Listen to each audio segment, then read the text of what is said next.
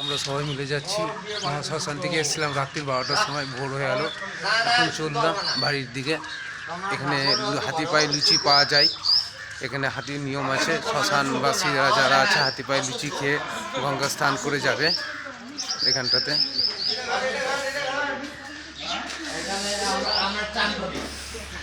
হাতি পায়ে লুচি খেয়ে এখানে যেতে হয়। এটা হচ্ছে মহাশ্মশান আমাদের।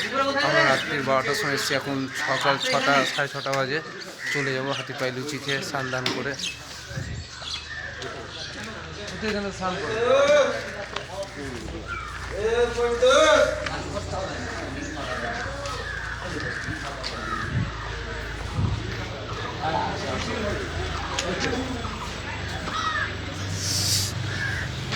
এই যে আমাদের ঘাট, এটা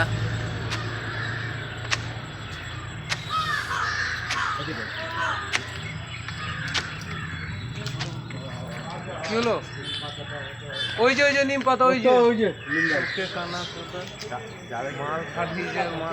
ওটাই তো নিম পাতা আছে।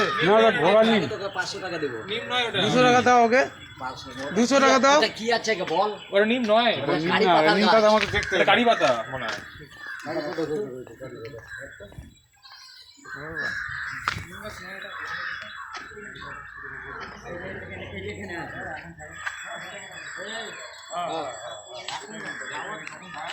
নিম পাতা না, কি বলছো গো?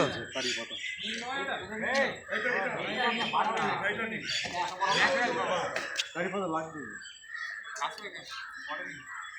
পাতা কি করবো? বাড়িতে কি লাগবে এখান থেকে? কারি পাতা দেখি এখান থেকে কোনো জিনিসই নিয়েছে নি না।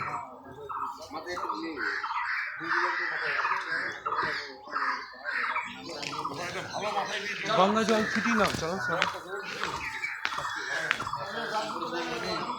হ্যাঁ, বর্ষার টাইমে এতটা উঠে বর্ষার টাইমে। এই যে মা গঙ্গা সদলাপুরের।